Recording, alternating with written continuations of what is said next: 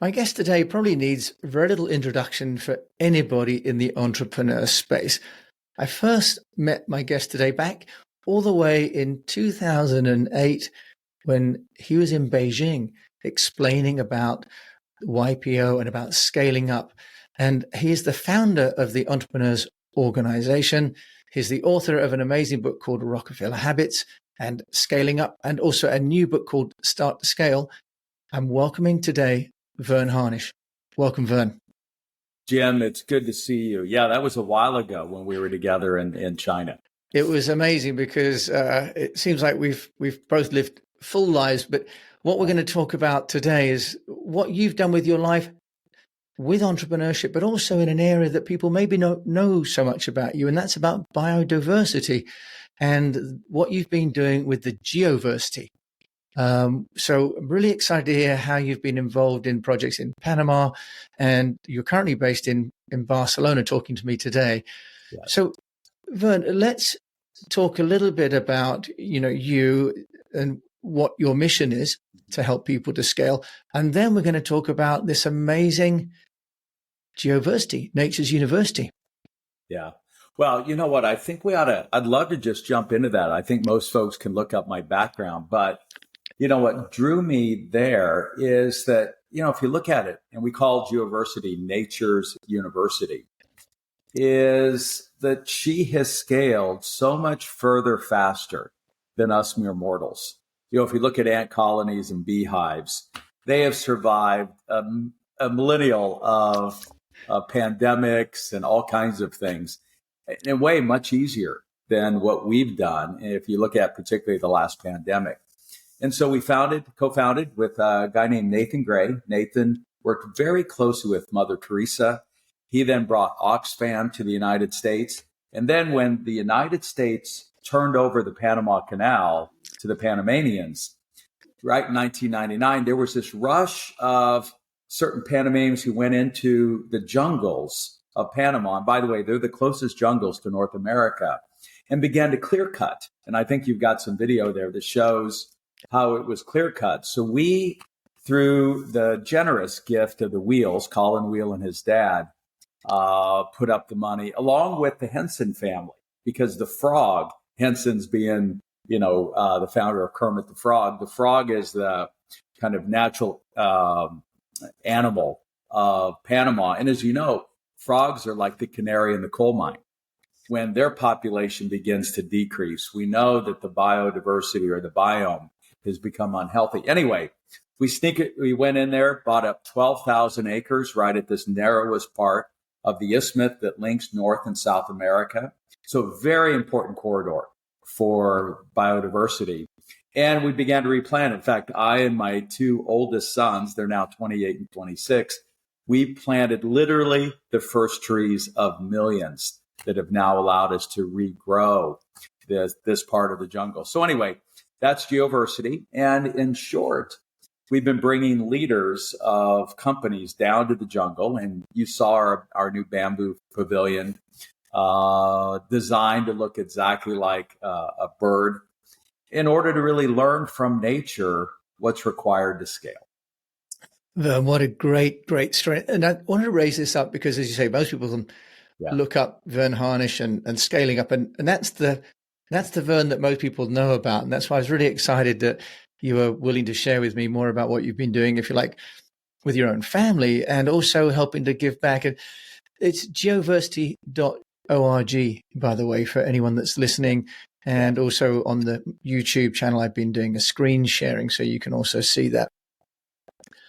Verne, and by the way, we became kind of another jungle location for Jane Goodall.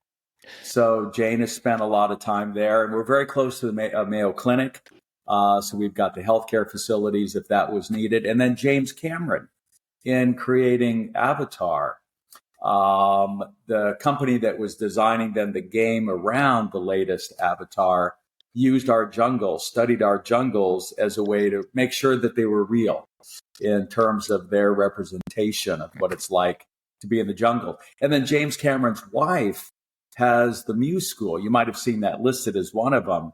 So we've really become the green campus for Harvard, where I have my latest appointment for Stanford and James Cameron's wife's Muse School. And so we've got some really cool folks. Leonardo DiCaprio is deeply involved in a foundation that has funded a lot of our work down there. And so it's become kind of again, we consider it the most accessible jungle to North Americans to do this kind of important work.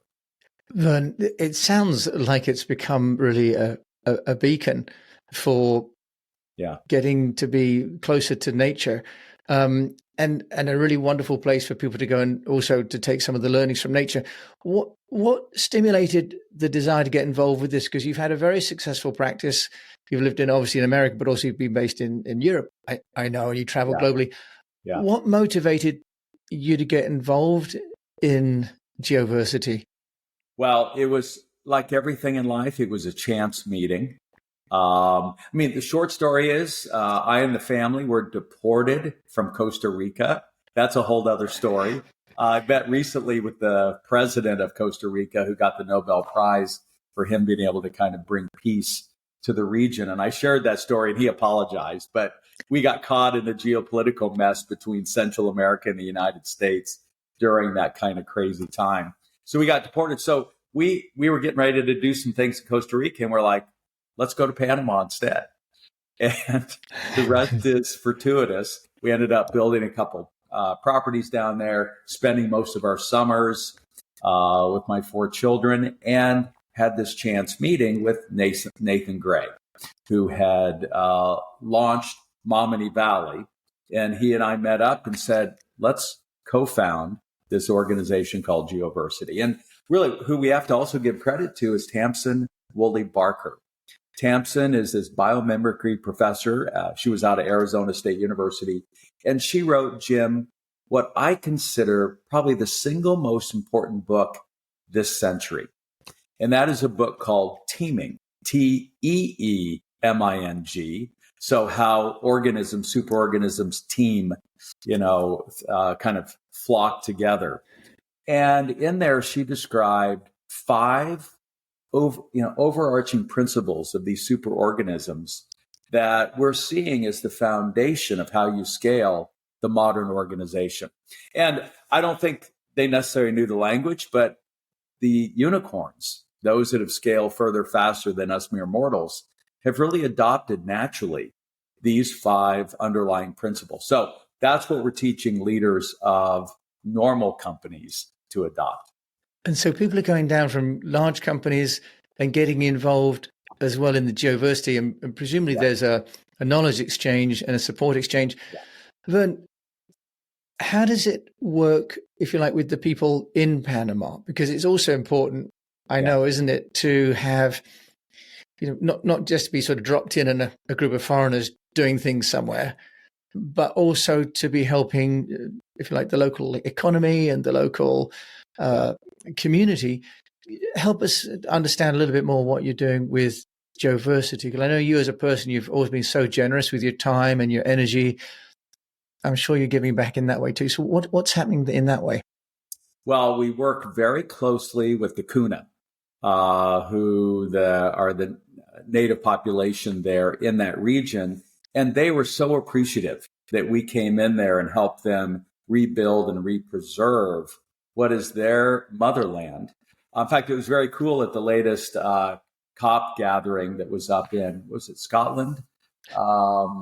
We were right at the epicenter of that. We had them create this beautiful mola sail that now is being used to sail a bamboo raft through the waters to bring real attention to the business of Panama, which is water.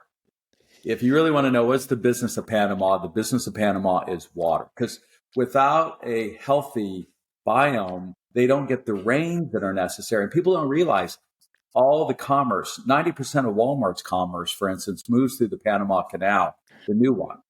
And that requires massive billions of gallons every day. I always thought the Panama Canal worked from just moving water from the Atlantic to the Pacific. No, there's a big lake that has to feed both sides. And so the business of Panama is water. And so our real focus, Jim, is not as much the jungles, but what has happened to our water on this planet. I don't think by accident our makeup of the same kind of water is roughly the same as the makeup of water on this planet. We mirror that as a human. And we know that if our pH goes acidic, that's when we become unhealthy. And our oceans are very close to becoming acidic. I think it's what we call the second real inconvenient truth is I think we're more at risk with the pollution of our waters, the runoffs, the fertilizers, and all of that, that if we move another 0.2 of a pH, eggs won't hatch, fish eggs won't hatch, and other things. So we are really bringing together, and with the leadership of Panama, Stanley Mota, who's one of the wealthiest guys there, who actually stated that the business of Panama is water, is one of our benefactors, that we've got to work together to preserve what really preserves life on this planet. That's so interesting. And yeah, I mean, I was very fortunate to go to Costa Rica and go overland. And when I was a student and see how verdant it was back in the 80s. And it looks as though there's been a lot of deforestation and, as you say, a lot of industrialization. So what can you do with Geoversity? Because presumably some of the companies that are coming down, like you mentioned, Cisco and so on, they could play quite a big role too in terms of changing policy and helping in the local politics. So then how do you play that role to try and raise awareness of these issues? You've mentioned Leo DiCaprio's coming down, but this now seems to be a global, if you like, PR problem. Is about how do you educate people on these topics? Yeah. Well, I think first of all, it's making sure that we have a new P&L, which is peace and love. And I do think that is the P&L that is going to drive business moving forward.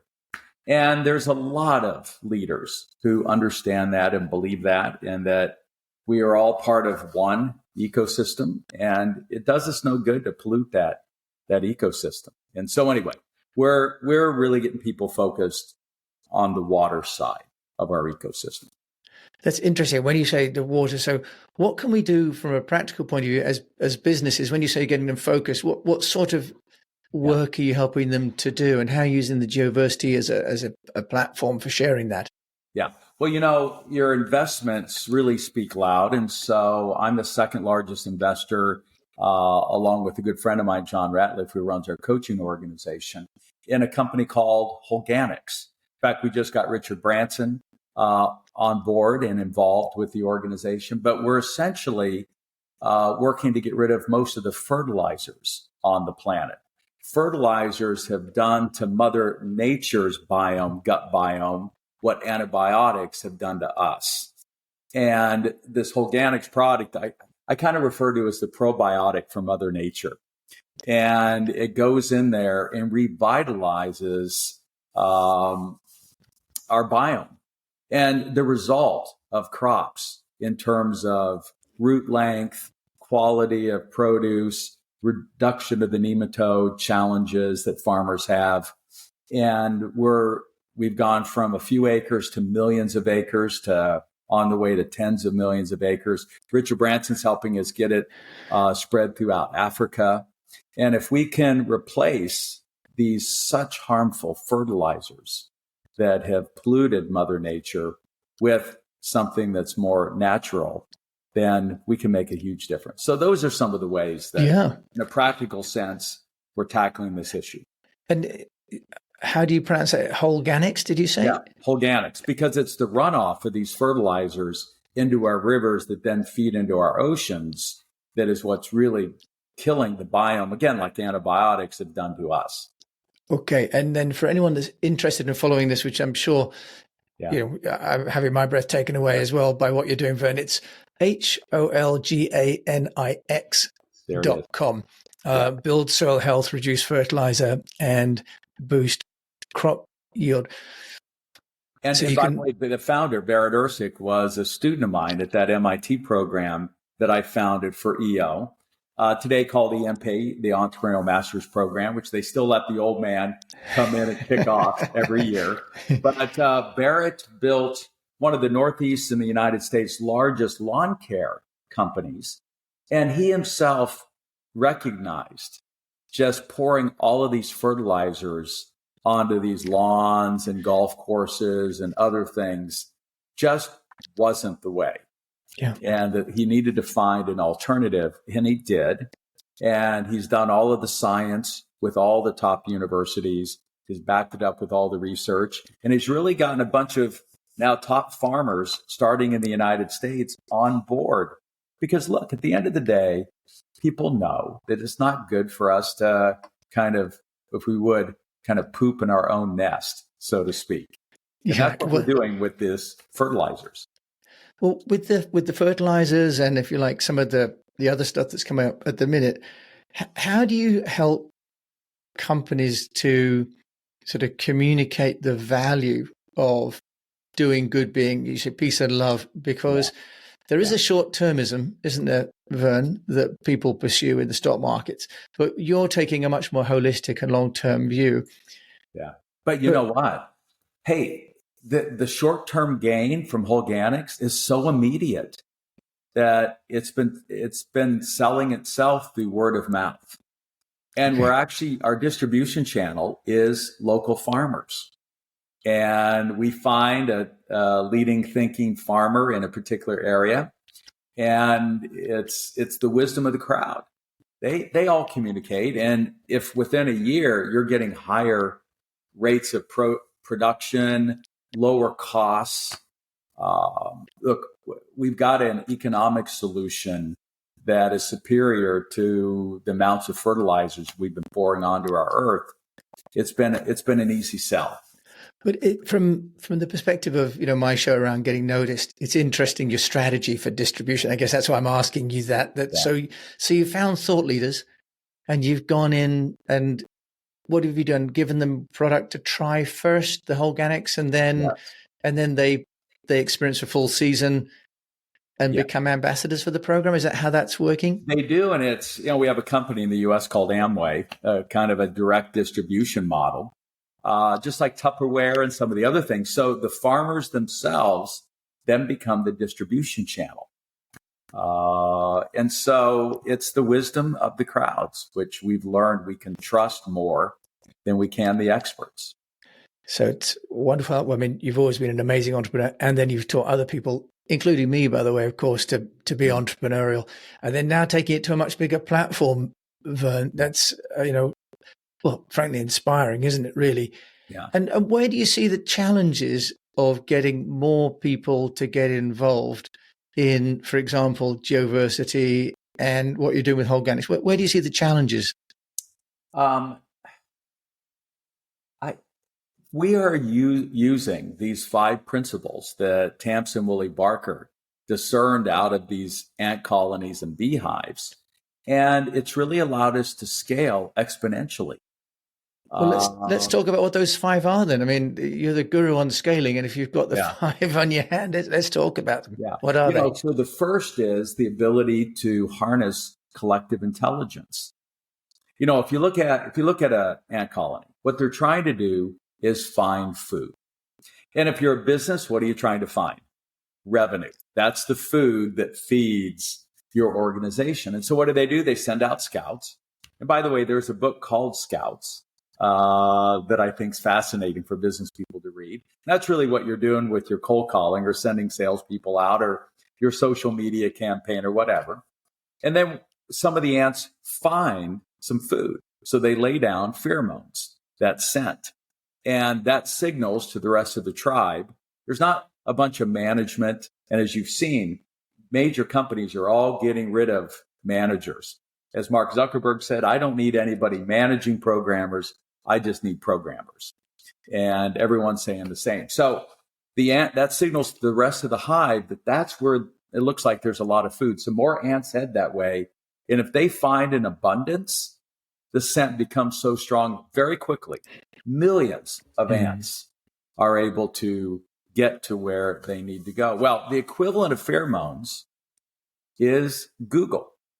That was really the gift that the Google boys gave us. And if you think about, I don't know if you remember the original name of Google. No, I don't It was actually. called Back Rub. You rub my back, I'll rub your back. And the algorithm was based on the point that, hey, if I'm looking for something, it's the ultimate in democracy.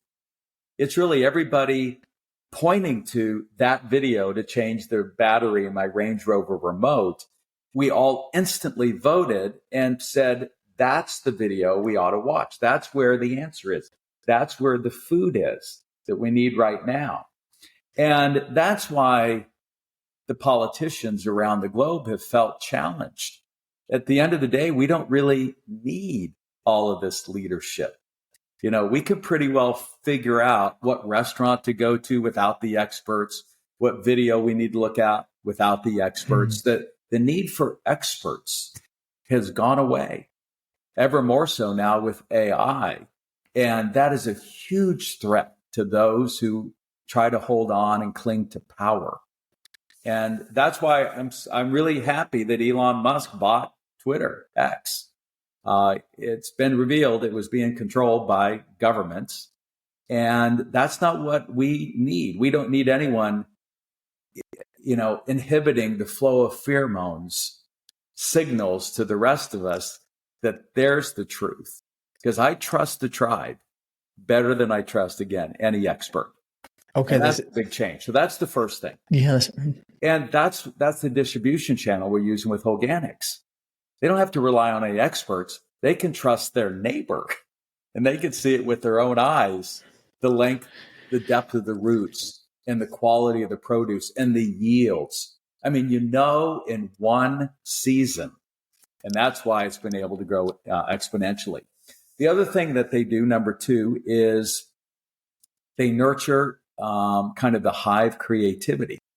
So it's interesting. Harley-Davidson, a while back, got rid of their major ad agency, and they chose a small agency in Boulder, Colorado, where I lived just before coming back to Barcelona.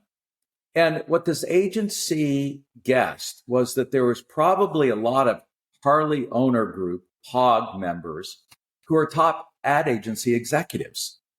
And so what they did is they said, hey, why don't we put up a contest? And whoever can come up with the most creative ways to promote Harley-Davidsons, then will produce those. Now, as a result, what did that creative cost Harley-Davidson? Zero. Yeah. And one of the things that we know, according to Dan Pink in his book, Drive, that uncommissioned art is always much more creative than commissioned art. And so if all you're doing is commissioning one ad agency, all you're getting is access to their handful of creatives. Here, Harley was able to tap into the collective intelligence and creativity of the entire tribe. So one of the guys that we hosted on a virtual summit we did on this Geoversity topic was my buddy Rob McCune. So Rob bought a gold mine in Vancouver, or up in Canada. He lives in Vancouver. And he hires 15 of the smartest geologists the world could buy. And he hired the top one to be the leader. Jim, they couldn't find an ounce of gold. And in fact, when Rob went down and interviewed the 15 geologists, what was inhibiting it was the guy he brought in as the leader, the expert, who knew it all, didn't want to listen to anybody. That's the problem. Power corrupts. Absolute power corrupts absolutely. That's what gets in our way of transcending our consciousness, if you've read any of those kind of books. Yeah. And so here's what Rob did instead. He said, I'm going to turn it over to the crowd, to the tribe. So he put up all the geological data they had, and he put together what was called the Gold Corp Challenge. Any team around the world that could find a clever way of modeling our data in a way no one else had ever thought of. If you can find 6 million ounces of gold, you'll win $500,000 Canadian dollars. Months later, 1,000 submissions from teams all over the world. You couldn't hire those people. 2 teams that teamed up in Australia, about as far away from Canada as you can be, won and split the prize. It was a team in Sydney and a team in Perth, who, by the way, the leaders of those two companies happened to bump into each other in the waiting room of a big mining operation in Canada. Look, I mean, mining in Australia is more sophisticated than probably any place else in the world. They said, "Did you see this crazy guy in Canada's Gold Corp Challenge?" He goes, "Yeah." He said, "Why don't we team up and see if we can win it?" Well, they did. And Jim, they found $6 billion worth of gold.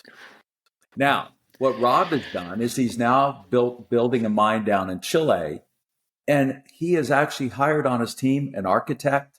He's hired on his team designers. He's turning this mine into a tourist attraction.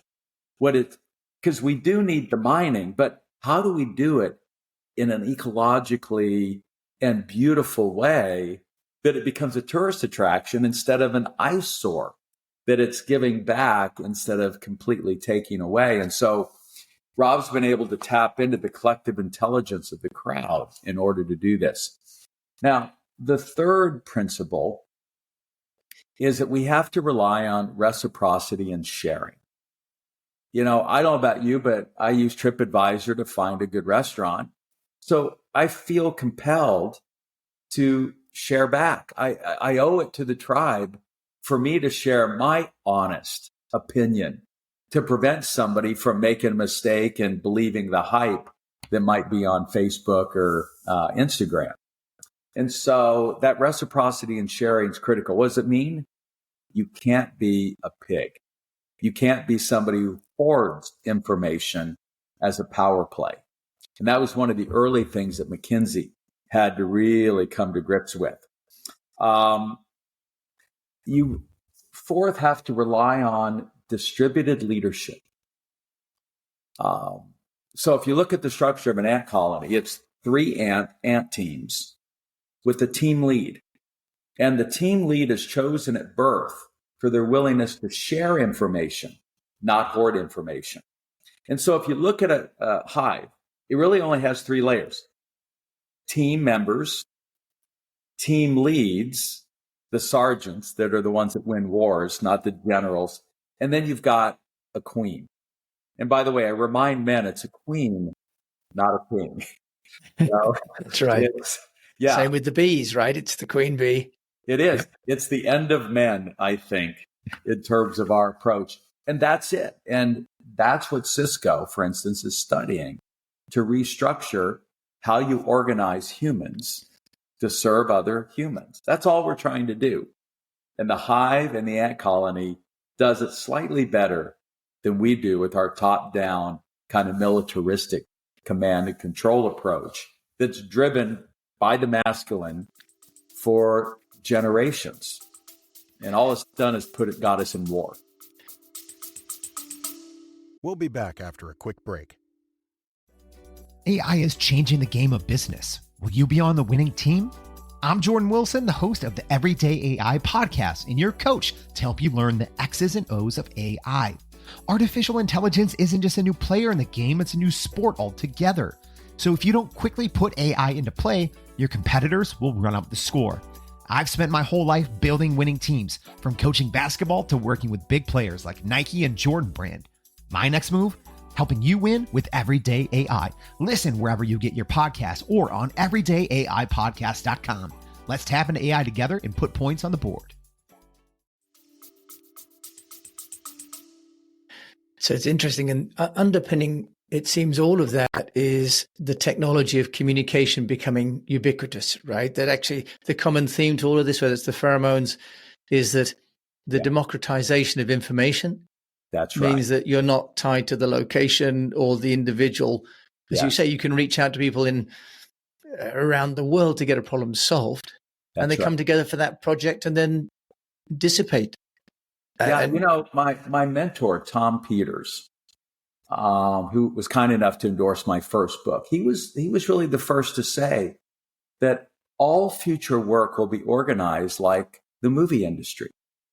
If you think about it, this never before ever assembled group of independent contractors all over the world, actors, actresses, cameramen, whatever, sound, come together. You see the list at the end of a movie. It's a mile long.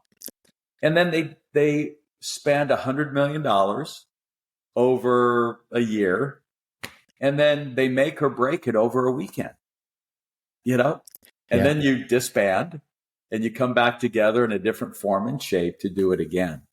But that is why freedom of speech is so sacred. Anyone who wants to stop what they think are the crazy ideas, that's the problem. I trust us to figure it out. Yeah. More than our leaders.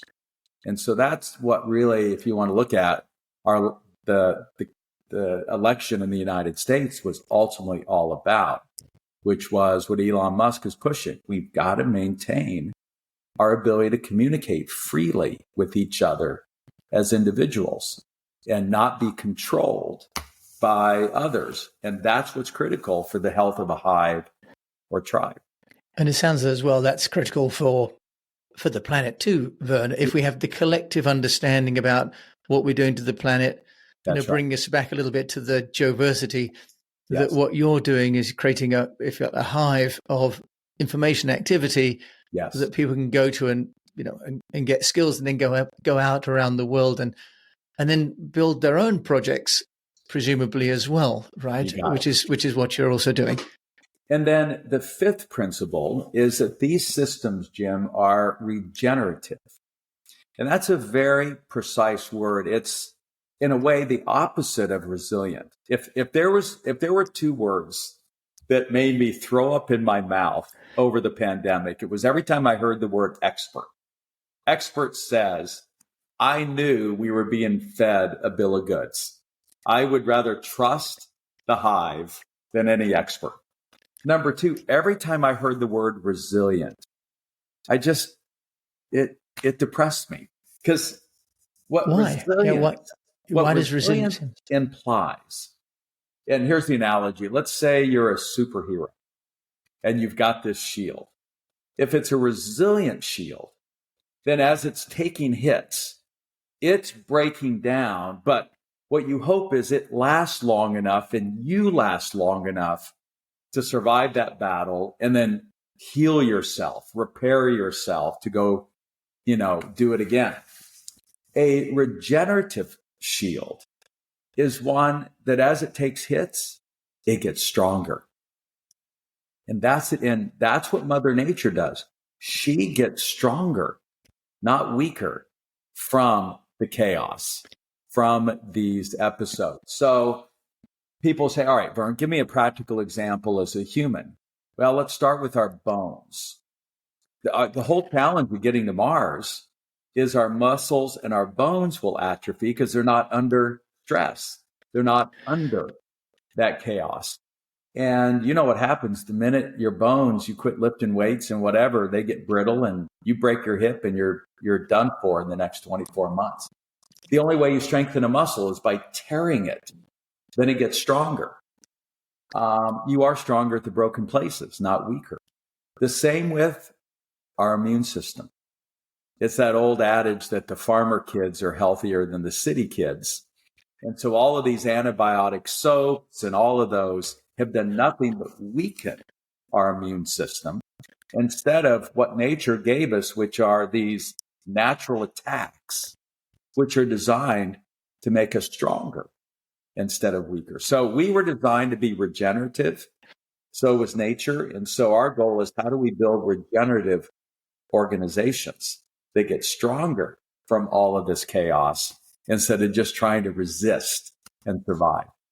And I think you've got on your website at geoversity.org how the land has grown back again, right? Yeah. And that's wonderful. How with some time and some, care and attention, Mother Nature does come back in the same way that human nature is, as you say, to come back and maybe in a different form, but stronger again. Verne, now you're moving forward with the Geoversity and that work. Where do you see if there's a piece of advice for people? Because you're saying now we're moving from the hierarchical traditional model, Yes. which of course will cause some challenges for some societies like China, which is traditionally and politically around the Confucian model. Yes. For entrepreneurs today, what do you give as advice? Because if it's becoming like following the crowd and all sort of clusters are coming together and falling apart, it's upending the way that we've been taught to build organizations. So what's your advice? That you first need to build an organization that taps into the collective intelligence of all of your people, not just yours as the CEO, founder, and the senior team. So, example, one of my heroes, he's an anarchist. He actually studied anarchy at the University of Michigan, is this beautiful sage named Ari Weinsweig. Now, Ari owns Zingerman's Deli. It's in Ann Arbor, Michigan. It's considered probably one of the best delis in the U.S., if not the world. Ari does $80 million in revenue from one location. And he does it with about 800 students that he hires from the University of Michigan in Ann Arbor. And what he's done is he's built a company where the 800, all of them contribute their collective intelligence, their creative insights, their leadership to his deli, which is why he's been able to take a little startup location to 80 million and be the first company in the United States to adopt a system that was birthed in the UK in creating a kind of a trust-driven firm that can never be sold. So it's becoming employee-owned, but it's a higher level trust that means that none of the employee owners can ever put it up for sale. So it's going to continue in perpetuity like an ant colony or a beehive. And so Ari's figured out a way to make sure that all 800 that he's continually moving through as they graduate are helping to fuel the growth of both fuel the growth and maintenance of his beautiful organization. So that's first from an internal perspective. The external perspective is there's a book out. We just hosted him at our CEO summit at Harvard. Vijay Govindran. Vijay is a professor at Dartmouth.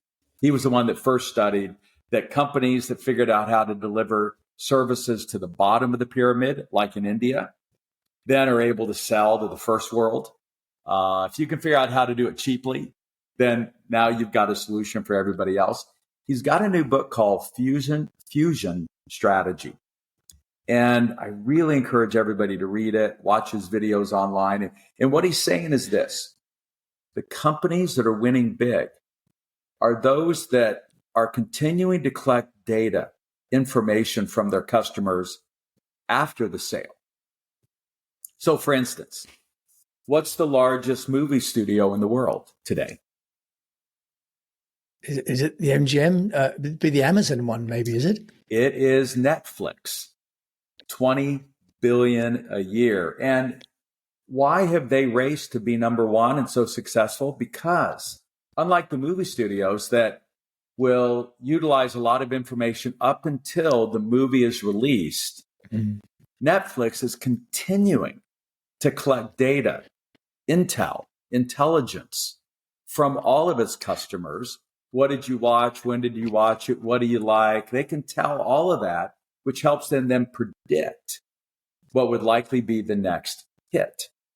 And so Vijay outlines how all companies, including John Deere tractors, are now collecting data way after the sale is made and using that data to continue to support the farmers, coming back to farmers. For instance, they got the ability now to have technology that is able to apply an insecticide if it's needed in a pinpoint way, as opposed to spraying an entire field. Both that reduces dramatically the costs to the farmer and, again, is much more friendly to Mother Nature. So in short, it's who can tap in to the broader collective intelligence of the planet. And that's what Rob McCune did to find 6 billion ounces of gold. That's what Caterpillar Tractor's doing and the new generations of tractors. And that's what Netflix is doing in order to now race to become the largest movie studio in the world. Verne, what a fascinating set of insights that you've brought. As always, I expect nothing less. It always brings such new perspectives talking to you, because you've taken it up another level and you've managed to bring both this biodiversity element and then map it into what companies need to do and entrepreneurs need to do to stay relevant and to survive. Our role is going to be quite different, isn't it, as entrepreneurs, as really, as you say, understanding collective intelligence, understanding where things are going, and be a facilitator, not necessarily a dictator anymore. Jim, I love that. Facilitator instead of dictator is precisely the translation of what it is that we're doing. And again, I want to remind the listeners here, the real guru here is Tamsin Woolley Barker in her book, Teaming. And I really encourage you to take a look at that book. Okay, we'll put a link to Tamsin's book in the show notes. Verne, yes. You have a new book out. Do you want to just give a shout out to that and then let people know how they can get hold of you? Good. Well, the original book's called Scaling Up. And so you can just go to scalingup.com. My email is verne@scalingup.com. We try to make it really easy for people to remember. And the new book is Start to Scale. So a easier starter book than Scaling Up is really the graduate course. The undergraduate you need for the rest of your employees is this book. Came out October 8th, Start to Scale. Start to Scale. You've sort of given us the postgraduate first. I had the Scaling Up book first of all, and now Start to Scale sounds like where I need to go back to as I start to build a different business with this unnoticed entrepreneur. Good. And by the way, one of the things that drives me crazy, Jim, I don't know if you're a golfer or a tennis player, but tennis used to be, yeah. Yeah. So how often do you have to review the fundamentals as a tennis player? Like every stroke. Every stroke, yeah. And same with golf. Yet in our world, people say, oh, I read that book 10 years ago, as if you mastered it with one reading. I'm going through Elon Musk's book, the one that Walter Isaacson wrote, for a fourth time. I mean, there's such wisdom in a guy that has done what he's done with SpaceX and Tesla and the rest. I'm going through Walter Isaacson's book on Steve Jobs for a second time and picking up so many ideas that I missed the first time. So I'd rather, your listeners pick a handful of books and continue to review those, like the grip you do on a golf or your grip on a tennis racket and the swing. It's the fundamentals that we've got to continue to review. And Verne, it's interesting to say that, because the other thing is, of course, when we read a book at a different time in our own lives, we've got a different perspective because our own experiences have changed as well, right? So when we read a book 20 years ago, when I read your book, first of all, I was in a very different place, both physically and logistically to reading it today with today's experience and so on. So, well, it's that idea that you can't cross the same river twice. And by the way, that was one of the big changes I made from the old editions to the new. We had this old analogy coming back to nature. We'll finish up with maybe this. It was this idea that we're going to plant a flag on Everest, the big, hairy, audacious goal, and we're going to crawl our way up that mountain. We're going to take that hill, which is a very militaristic kind of idea. And then I came to realize, which way does nature move? She's not trying to move up that mountain. She's moving down. And by the way, which way has civilization moved? There's nobody that lives up there. We all live along the coast where the water has ended, not where it began. And so I literally in these books took that old climbing a mountain and put a big stop sign through it and said that analogy is dead. That was last century. What we have to do is really flow more naturally, get in the flow like a river would make its way from Everest to the ocean. And so again, nature, I think, has pointed a much smarter way for us to go up the hill or flow down. Down's Yeah. easy. Yeah, and I think, Verne, as we all get sort of longer in life too, we realize that some of those slightly more burdensome going against gravity experiences, Yes. they're kind of counterproductive and actually getting closer to nature and closer to the things that matter. As you say, the P&L, the new, peace and love You got on it. the balance sheet, actually becomes the real wealth, doesn't it? That It the does. other things are kind of transient, and the cost of them actually can outweigh what we thought was the benefit of them. So, and one of the sure. benefits of long relationships is it's wonderful to be able to have you again in conversation. So, Verne Harnish, a pleasure. Thank you for accepting my invitation to come on the show. And Jim, thank you for taking our conversation this direction. It was unexpected, but a lot of fun. Good. Yeah, I know I kind of trapped you on the let's talk about your book. And then I was looking about what Verne's doing with Geoversity. And it's like, no one's really talking about that part of Verne. Yeah. And yet it's such a valuable part of who you are, but also a valuable part of what we need to talk about in the world as well. And that you're leading that conversation as you have with entrepreneurship, but now marrying some of the merits of entrepreneurship with nature seems like what we all need to be thinking about now as we need to heal and to grow to the next level. So, Verne, thank you for accepting my invitation. And and following me on this conversation as well. I was really delighted you want to do that. So thank you. Jim, thank you for your maturity and insight to take it this way. It's absolutely my pleasure. All right. Well, for everyone that's been listening, Verne Harnish is a legend in his own lifetime. And you can find his details, just get in. But of course, I'll put his links in the show notes. If you've enjoyed this show, please do leave a review and share it with a fellow unnoticed entrepreneur. And do check out geoversity.org. It looks amazing. And it looks also like the kind of inspiration that we all need going forward. So thank you so much for joining me, Jim James. And until we meet again, just encourage you to